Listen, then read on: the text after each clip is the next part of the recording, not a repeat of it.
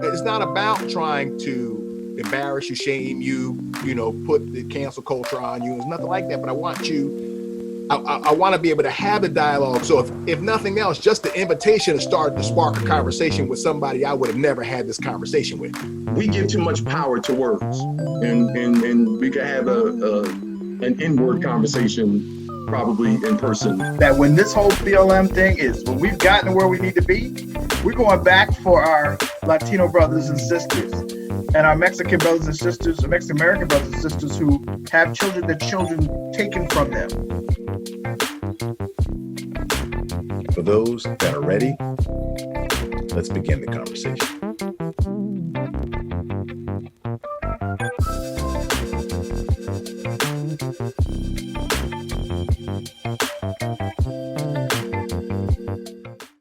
I'm speaking to some friends who are outside of our culture, and I'm finding that we're running into this sort of obstacle with regards to white fragility. And when I talk about that, even bringing up the mere topic of potentially white people being fragile garners up an anxiety. And I'll give you an example. I sent a text, just as I did to you guys, saying, hey, I'm working on this project. Would you be interested in participating? And I sent it to a gentleman who I used to work with a long time ago in a past life. And the reason I reached out to him was because he had responded to the video that I had posted a few weeks ago. And when he responded, he says his initial thought was, hey, I don't know if I can have this kind of conversation out there in the world. I don't know what to say to you, Travis, but I want to get in the conversation. Can we have a dialogue, just you and I, off camera first, and get to kind of feel it out before we go? And I said, absolutely. It's not about trying to embarrass you, shame you, put the cancel culture on you. It's nothing like that. But I want to be able to have a dialogue. So if nothing else, just the invitation to start to spark a conversation with somebody I would have never had this conversation with. So I think there's movement there with regards to at least talking to white people about some of the things that they may be experiencing or have inflicted. And the reason that I felt comfortable going to him is because when he watched the video that I put out, he had given me an example of what had occurred with him. His first name could be seen, or when looked at, as being a black name. So his first name is Jerome. So he was out searching for employment over a span of months, and he had gotten no hits. One of his friends said to him, dude, you need to change the name, because he put his government name out there, and he said, you need to change your name. So he changed it. Within 30 days, he got a job. My resume now comes back across the desk. I simply changed the name on the resume, and I become employed. He got a taste of what it was, and he said he would have never thought that had his friend not had a conversation with him. And then he said my video came out, and it just kind of brought it home from wanting to have a conversation with the subtle stuff. So my question to you guys about, do you think white fragility exists? Are white people fragile, too fragile to have this conversation? And if not, then how do we have this conversation with white America without offending and getting into shouting matches, without them trying to find a way to talk to them, without them shutting down and saying, canceling the whole movement? Let me take a stab at this one, right? So first of all, I think there are 4 different conversations that need to be had. Black people need to talk to Black people about our own stuff. What we're doing right, wrong, what we could do better. We need to own our own stuff. And sometimes we don't want to admit that, we don't do everything right to others. And then white people need to talk to themselves about their own stuff and what they can do better, right? And then you have allies of the Black Lives Matter movement, right? Friends that want to have conversations with us. I've been involved in those conversations where allies say, look, what can we do, right? We understand, we're with you. What can we do? What should we say? And we get back to the fragility part with that. And then the third conversation is the the racists or the nationalists versus black folk, and having that conversation, which is the hottest conversation, right? How do we have that? And really, it's about educating each other, right? How do you educate the other side, and how do you understand what their perceptions are? So when you ask a white person to speak, either to his coworker, to his neighbor, or in a formal setting like this, yeah, there's anxiety, because the people that I've talked to on the call say, I don't know what to say. Some black people are like, why didn't you call me? And other black people are like, stop asking me. You know I'm not good, right? And so they get that kind of thing. And then one guy who said, hey, look, I'm getting sort of painted with the brush of the racists. And he says, I don't understand. I don't know. I don't know how to, I'm here to support. I said, well, then you do understand, because you're not an all lives matter person. You're not a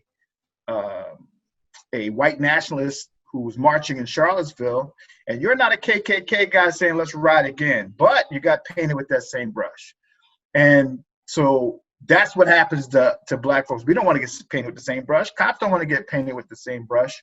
So really got to learn and understand each other. Now, the real thing that what you just said in your opening, in that story right there, is that what we know, and I say we, and I don't want this to be a us versus them conversation, but we know that when it's time to pick a baby name, right? We have the anxiety of, is my name, is the name that I give this child going to be a burden for them when it comes time for them to be professional? Now, this was, again, for me 20 years ago, where I'm naming my first child. And I'm like, I really want an African name. I really want something unique, but I doggone sure don't want, I don't want my child not having opportunities because they see the name. And so the fact that a person who has a similar sounding name is experiencing that illuminates that. But we already know all that. We know that, but I don't know if everyone knows that. And this is part of the conversation that we have. I wouldn't sit around with white people and say, I have to name my child a white name or a neutral name so that they have an opportunity. Now, some people believe, screw that. I'm naming my child the most African name I can find, right? And I'm going to train him up to be the best that he can be. And we're going to deal with that when it comes. And they've done that. And I totally 100,000% respect that. My cousin Marcus, his children's name are the most unique names I've ever heard. They're beautiful. And I go, yeah, and times have changed. And I go, yeah, man, was I conservative? Probably. And did I have this kind of fear in mind? Yeah, I didn't want them. My name is Keith, which, to me felt kind of safe. Like, all right, but still, I know what I go through. I don't put my picture, well, now on LinkedIn I do, but I didn't put my picture on a resume or do any of that because at first I felt like it was a disadvantage, and with the amount of experience I have, I still wonder if it is. I still, there's still things that happen that I go, is it you hiring me because I'm black or you firing me because I'm black? Did you not hire me because I'm black? Do I get the interview? Did I kill the interview? Or did you know what I mean? Did I say something? So I never talk politics. I never talk any social stuff. I just talk about the job and how what outstanding things we did, because that's key. And the last piece of this is because I teach improv comedy, right? And that's really about, going out the script and recognizing and stating the obvious. You try to have some fun and lighten it up, which can be really perceived as dancing and clowning and shuffling and you really don't want that either. You really want to be respected and not just the jokey joke guy who's non-threatening. Not that I want to be threatening. I don't want to be threatening, but what I'm saying is I don't want to be considered a clown or a coon or some kind of sellout. I am who I am, and I will bring to your company more than what you need. And my children will as well. And our name should not be a reflection of that. And, we shouldn't have to okey doke our way into getting an opportunity. Toss it over to you, Mark. Well, you also might want to toss this over to Raheem, who went to Rutgers with Keith, and see how he feels about applying for that job. The part of me is like, screw JJ. That's your freaking problem. But I get it. And the fragility of it all is real. The book that you may mention too probably is a good read, probably is very, very informative, probably has enlightened you to a lot of perspectives that you probably hadn't considered before. The conversation that you had with this particular person probably awakened you to some things that you probably weren't thinking about that deeply before. And I get that. That's information that you could use. But even if he works with fragility and with caution, or he opts not to, or he wants you to help him bridge the gap, however way he wants to go about it, he still has an option. Racism. Now, I'm a semantical guy. We give too much power to words, and we could have an inward conversation probably in person when I'm at one of your houses with some bottle of liquor. But racism, we give too much power to it. I am absolutely a racist. We give too much power to the suffix. What are you when you add the suffix to the word violin?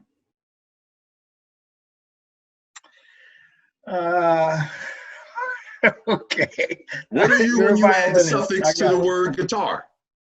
You're a guitarist. I love my race. Now, what I'm not is a bigot. That's the elephant in the China thing for me. When people are bigoted, when you believe that your race is superior to others. Now, I got a lot more evidence over time, through stories, through facts, through a lot of things, that my race is, but I'm not a bigot. I don't believe that I am superior to any man or woman.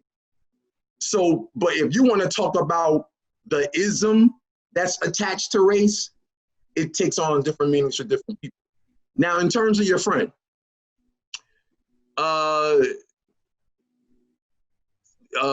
welcome, Jerome. Have a seat.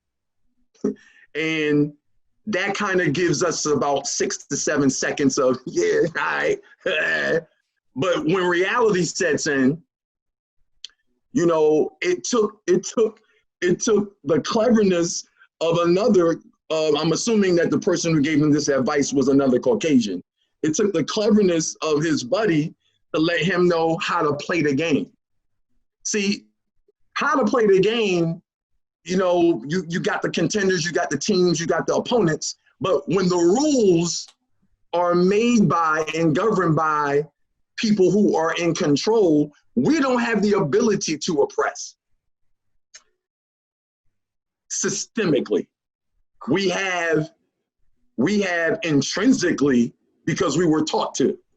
We have culturally because we were made to.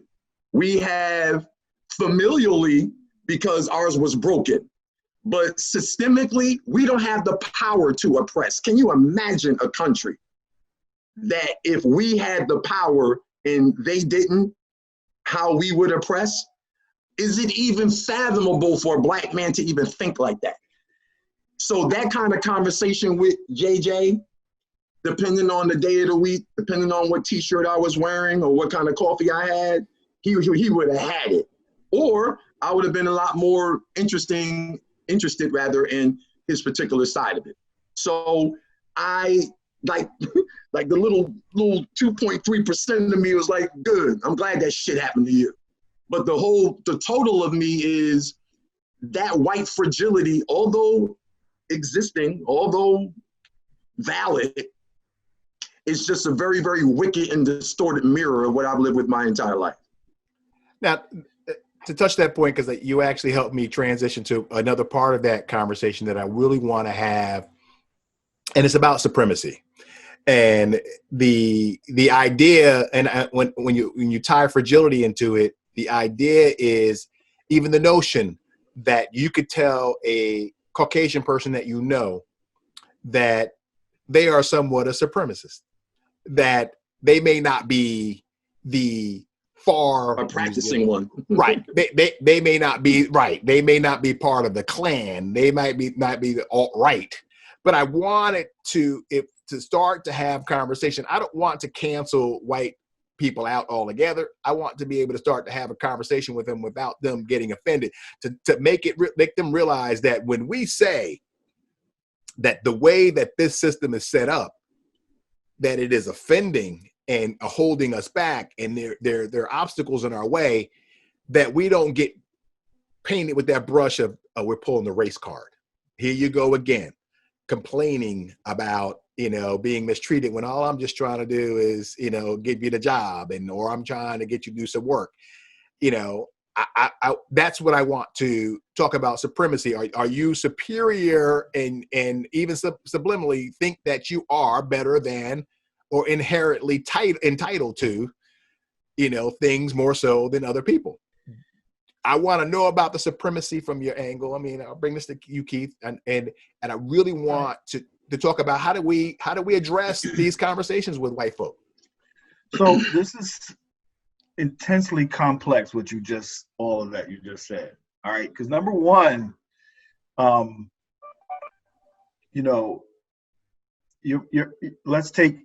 go back to JJ for a second. Him being aware of his participation in the club or not, I didn't know. This was an awakening for him, right? I didn't know, and somebody had to tell me to change my name. So is that ignorance intentionally? Is that because he'd never experienced anything like that?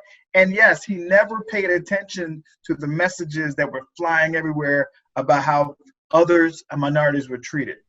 I had lots of conversations, and I had a girl from Morocco, and she was telling me how her white friends really think that they're better than black people. And then I had some other conversations, and in the comedy community here, it was a diverse party that turned into a conversation. And one of the ladies says, I didn't understand the destroying of statues and the rioting and that stuff. So there has to be some education as to why the anger is what it is.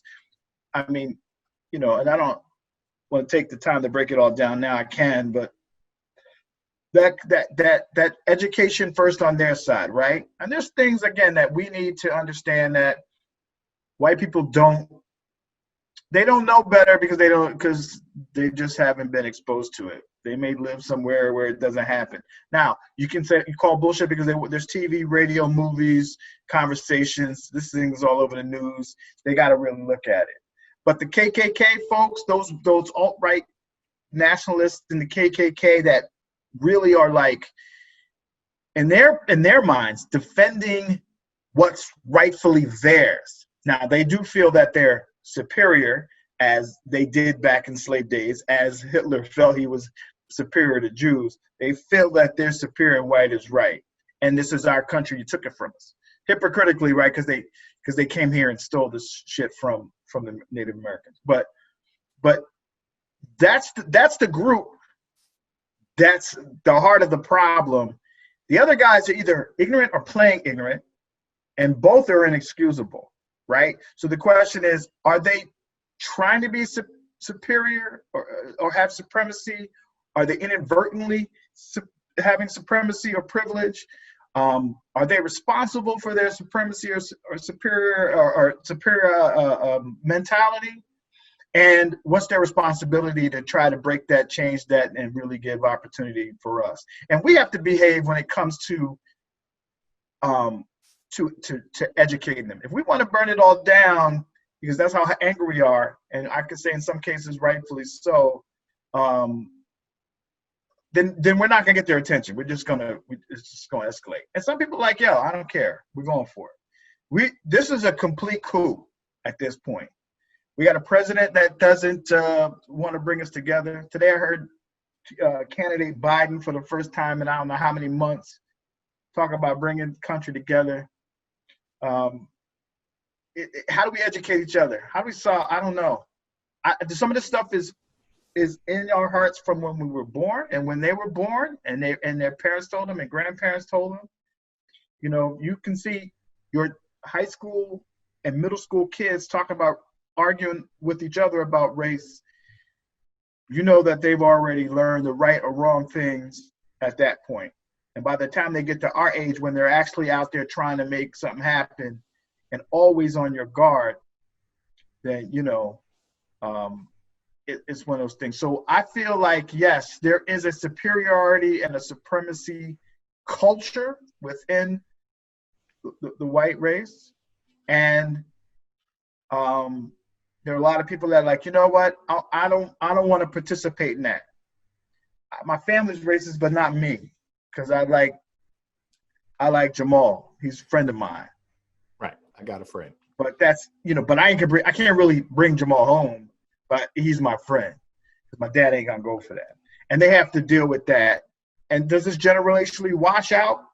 I don't think it will. Because I think it's passed on. I think unless something dramatically changed, it's not gonna generationally wash out.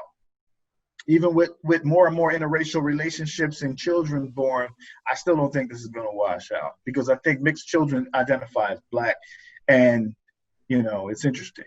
And then I saw something today, last point, you know, that when this whole BLM thing when we've gotten to where we need to be, we're going back for our Latino brothers and sisters and our Mexican brothers and sisters, or Mexican American brothers and sisters who have their children taken from them, you know, and put into detention camps and you know, because they don't want to, because they're trying to do a deportation, like they're trying to, you know, deport their parents and all of this stuff. So, yeah, I think we got to shake it up.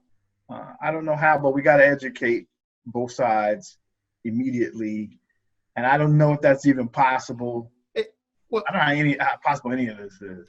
Analogies, and you know, one of the things that I picked up in the book White Fragility that I thought was an interesting analogy, or kind of an exercise that you could run some people through, or at least I've used it and tried it out with a couple colleagues. And I asked the simple questions: would you rather be rich or poor? Would you rather be able-bodied or disabled? Would you rather be tall or short? And we're taking it from the advantage standpoint. Which one has more advantage, Black versus white? Black or white? Well, have more advantage is a different question. What would you rather be? Because we started with, would you rather be a man or a woman? No, we started with, you know what I mean? You could do male or female too. If you look at if you look at the advantages of being able-bodied versus disabled, tall versus short, you know, are there more advantages to being Black or being white?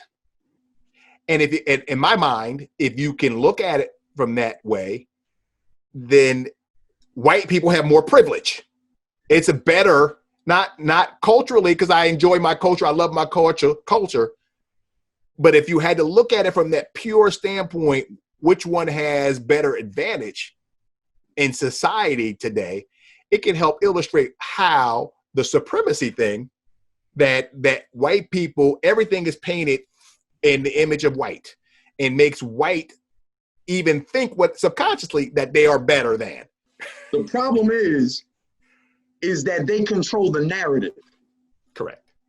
They control the narrative. Now, I would never, because I'm not a conformist. So what society is like, okay, I know how to act. I know how to behave. I know how to not make an ass of myself. So I'm not going to buck a lot of the norms that society and culture preaches.